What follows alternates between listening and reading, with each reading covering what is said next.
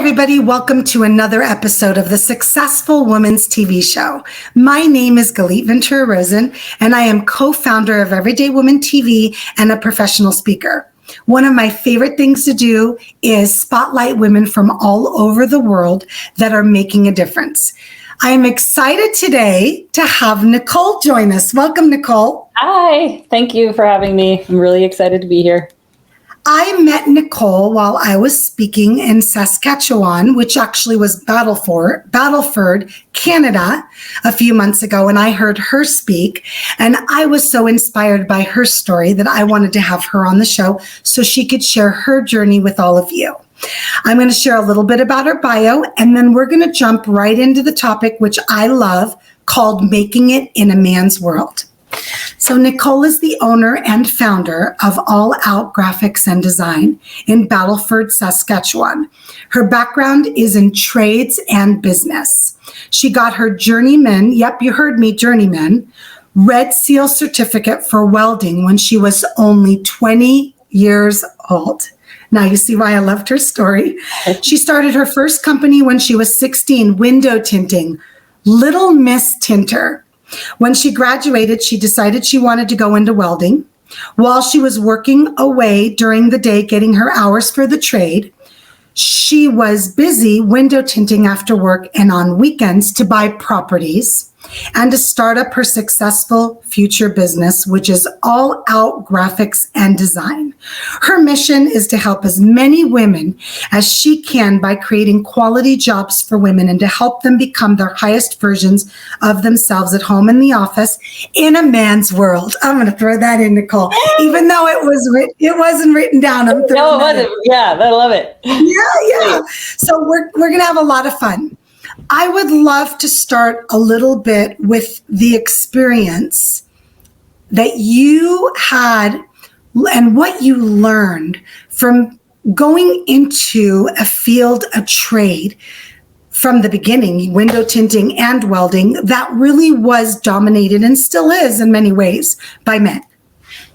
Yeah, so when I first went into welding, well, my dad got me into window tinting because he owns a business. So he wanted me to tint the windows. He owns a glass company. So he sent me for my course. I was not looking forward to doing that, but it ended up obviously working out for me because I still do that. But then when I said to him that I wanted to take welding, he said to me, well, maybe you should go try the job first because he didn't think I was going to be able to do it.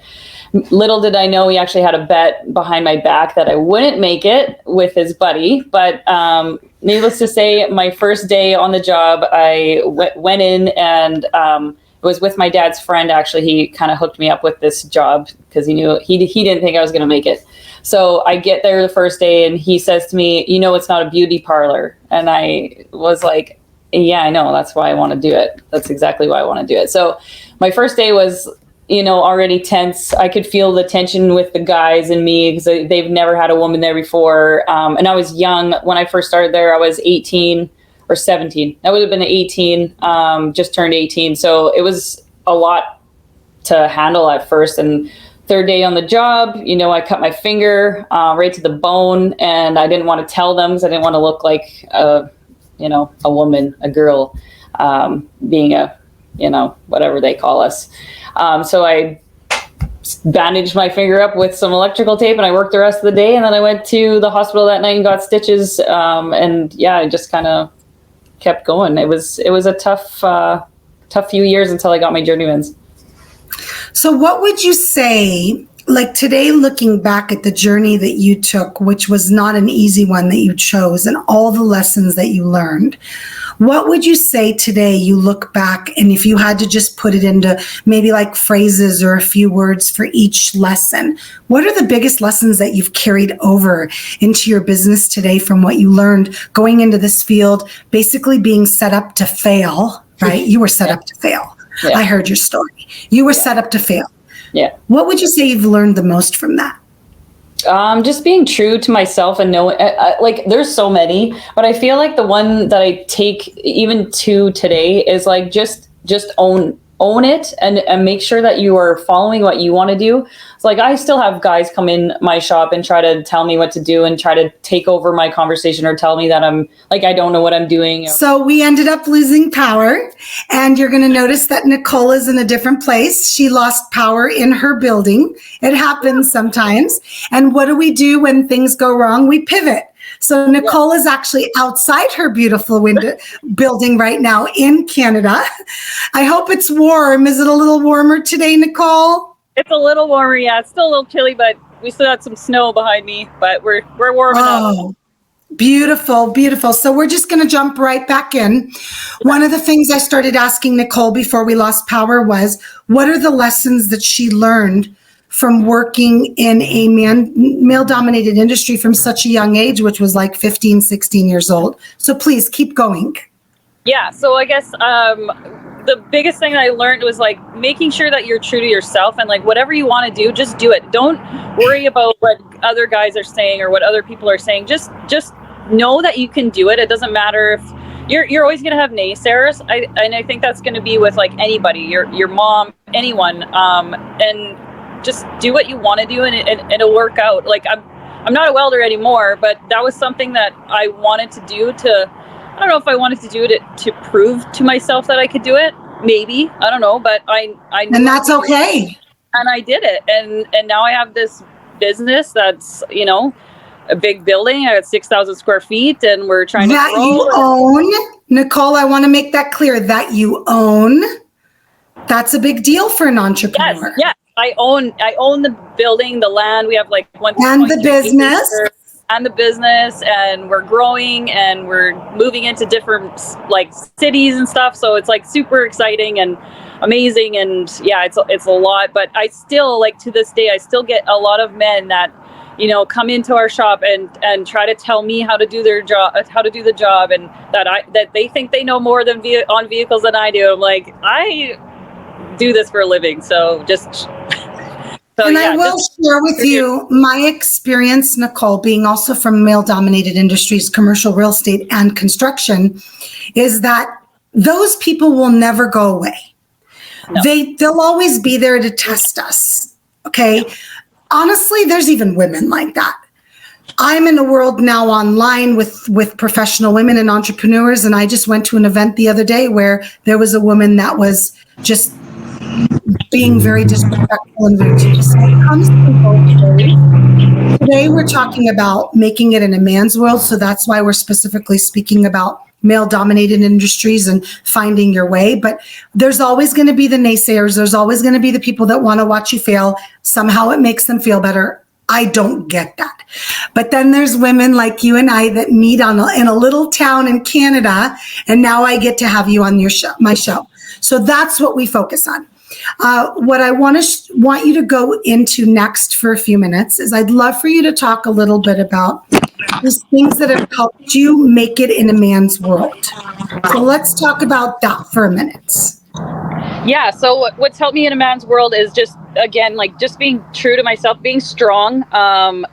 Definitely, like, being organized is something that helps me every day. And like, I started this business really young, so I had to learn everything by myself. So one of the things that I've learned in the last few years is really surrounding yourself with people that already have done it, have already gone through it, surrounding yourself with those better mindsets, getting a part of groups like there's a group called M1 that I'm a part of. That's been a really great thing for me. So just surrounding yourself with better people, getting a business coach. I have 2 business coaches now, which have helped me like huge in the last 2-3 years, I guess. I just gained another business coach. So, I mean, it's just like, and when you know that the business coach isn't working anymore for you, just get a different one. You don't have to keep staying with the same one for your entire life. Like, just always remembering that you're going to grow and that you're going to need something else, and then continuously realizing, oh, now I need a change. Now I need a change. Yes. And not getting stuck in that moment. It's just like everything, just like your friends, right? Like, sometimes your friends aren't meant to be your friends forever. So just being able to realize that and move to the next. One of my experiences, I got into the online world only 7 years ago.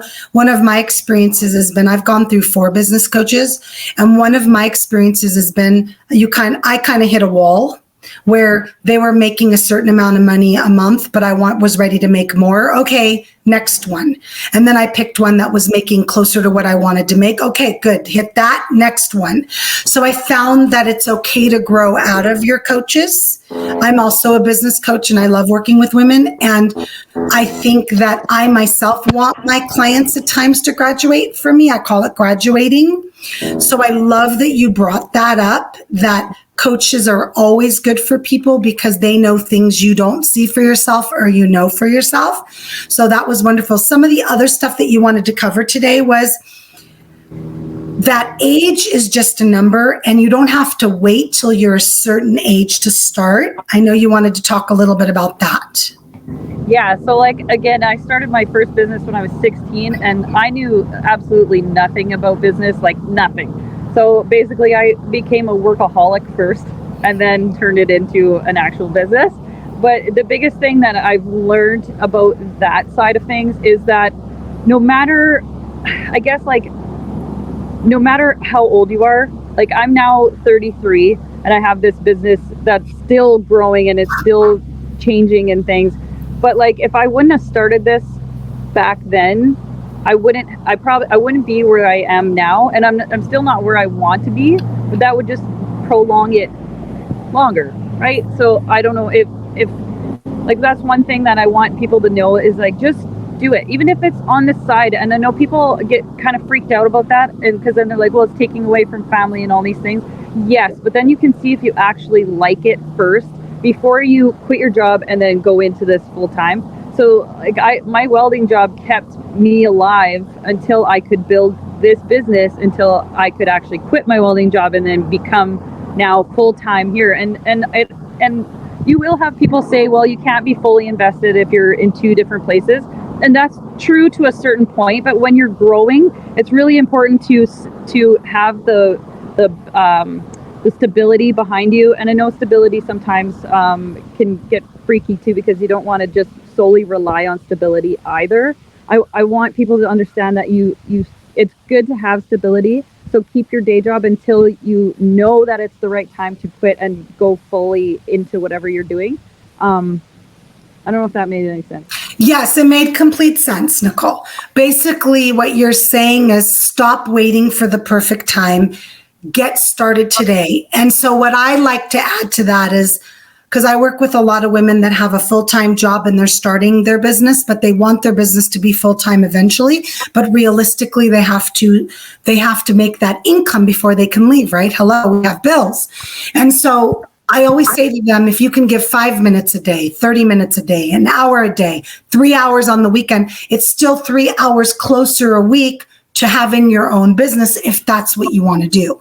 So it absolutely made complete sense what you were saying. Just do it. Just get started. Stop waiting for the perfect time. You know what? Perfect time never comes because there is no perfect. So the second thing you wanted to talk about was being a mom and doing this. Yeah. So talk about that a little bit and what you did. Yeah. So I didn't expect to be a mom. I kind of had a whoopsie and got pregnant. And it was at a time of business where if I would have known what I know now, I was basically failing at that point. Like I had zero money, I had no cash flow. Then I threw this baby into the mix, and that alone, I got a lot of postpartum. I kind of, for a long time, kind of thought she like ruined my life. And I know that sounds awful, but as a postpartum, looking back now, I understand. But having her at work with me 5 days later, installing with her, like I had to have her in one of those little sacks on my stomach. Baby carriers. I saw the photo when I heard you speak. You were window tinting with a baby carrier. Yeah. So that was a whole nother thing that was just very stressful and very like, I guess hurtful, because my partner at the time wasn't on board with. He has an easier job. He could have took her to work, but it was on me because I was the woman, right? So like all of these things came into play, and it was really hard to own a business, be a mom, like, and I was breastfeeding at the time, so it was like it was a lot. And then me being a workaholic and having to stop what I was doing to go and feed the baby, to then go back and try to finish the jobs. And I wasn't and that's another thing, going back to everything. Scheduling is the biggest thing. So if you know you have to breastfeed, like those should have been scheduled times so that I didn't have installs. I didn't have as many installs, but I didn't think like that. And now I schedule all those things. Even like scheduling, like you said, 5 minutes for your part-time or whatever you want to do on the side. Schedule it. You have to schedule it. So going back to like being a mom, I have to be so organized. I have a stepson that's 9, or sorry, he's 10 now, and then my 4-year-old. She is so busy. Because I'm a business owner and because I'm busy, I want to have time for her. So I have to schedule that time. Otherwise, it just ends up. Agreed. 100% agreed. When you love what you do, at times we lose track of the hours. And as a mama of 3, my baby's 19 now, I started my business with babies. And so I loved the idea that I could pick them up from school, take them to school, and then work when they went to bed, get up early and work. But I always made my kids a priority. Now, not everybody has that privilege. I'm aware that I had that privilege because I had my own business, or have always had my own business, but I couldn't imagine missing anything. And I think one of my favorite things, Nicole, I'll share a cute story with you. My oldest is 26 and he's getting married in March, and he's building a family and a future. And he says, I'm working hard now because I want to be what you were for me, Mom. He goes, you were always there no matter what. And I was like, oh my God, here we go. It makes sense. So you don't realize how much you impact your stepson and your daughter by making these schedules, by trying your best. We're human, trying our best to be where you need to be. So the last thing I'd love for you to cover before we wrap up is I'd love for you to talk a little bit about self-care. We discussed that a little bit at the beginning. Yes. Self-care to me is like one of the biggest things. If you don't put yourself first, like I know everyone hears this, but like there's a reason why on the airplane they tell you to put your mask on first, is because you have to be okay to be able to help everyone else. And when you're running a business and you have multiple people working for you and you have a family to go home to and you're always relied on, you have to be good for you first. So like that was definitely one of the biggest things I learned for myself, was like taking time to meditate.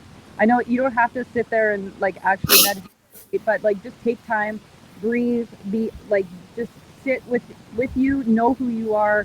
Another thing is obviously like getting some kind of exercise in, doing a challenge if that's something that you need to do. I'm a D type person, so I have to be doing things. I'm a task person, so like I always want to do like the next challenge. I know some people don't think that's healthy, but for me it is, for my mindset. So, like just making sure you take that time. I do what we call a miracle morning. So I get up at 5:30, depending on the day. I work out for 45 to an hour, and then I meditate for 15 minutes. I read if I can read that morning, and then I get my stuff together and I go to work. Sundays, I always have my Sunday System for Success planner. So I do all my planning on Sunday for the entire week, including my meal plans. So I have all my meals planned out. I go and get my groceries on Sunday. I make all my food on Sunday. And then you know how easy it is to not make that decision every day because it's already planned for me. It's just grab my stuff and go. It makes my life, if I don't do it one week because we're busy or we're gone traveling, it like totally messes up my entire week. Like it's crazy. It's nuts how much. Well, I'm a big believer in self-care. So for me, I would have been burnt out daily and in bed every other week, sick with 3 kids and running a business. So I have to tell you, it's a priority. And when I don't self-care, which is very rare now, I end up in bed sick. And knock on wood, I can't tell you the last time I was sick in bed. Because when you stop, you take care of yourself, you don't allow the burnout and your body doesn't give up. So highly recommend that you listen to what Nicole's saying about self-care and taking care of yourself. Nicole, I had so much fun talking to you. Would you tell everybody, I know you've got a podcast coming up and I want them to be able to connect with you on social media and online, how they can do that? Yeah, awesome. So we are starting a podcast. It's going to launch May 1st. It's called HIP. So it's actually Hot in Pink. So it's a bunch of women talking about real life stuff, but it's mainly to learn something every podcast. So like somebody on to show you how to do style tips. We bring people on to know how to like undo a ratchet strap, like things like that, like real life stuff that women sometimes don't ask their men because they don't want to feel, stupid or funny asking them. So That'll be fun. it's also going to be on our YouTube channel, so it'll also be called HIP. And then you can find directly Nicole or Hanna on Instagram or Facebook. And that's what we're up to. So we're super excited. We have we have like personal meetings here to do all those things too. So we're trying to grow that as well. So that'll be exciting. Oh my gosh. Well, congrats on everything that you're doing and all your success. Thank you for being on the show. Hang tight with me so we can chat for a minute after. And everybody that's watching and listening, thank you so much for joining us for another episode of the Successful Women's TV Show. My name is Galit Ventura Rosen, and I will see you next time. Bye.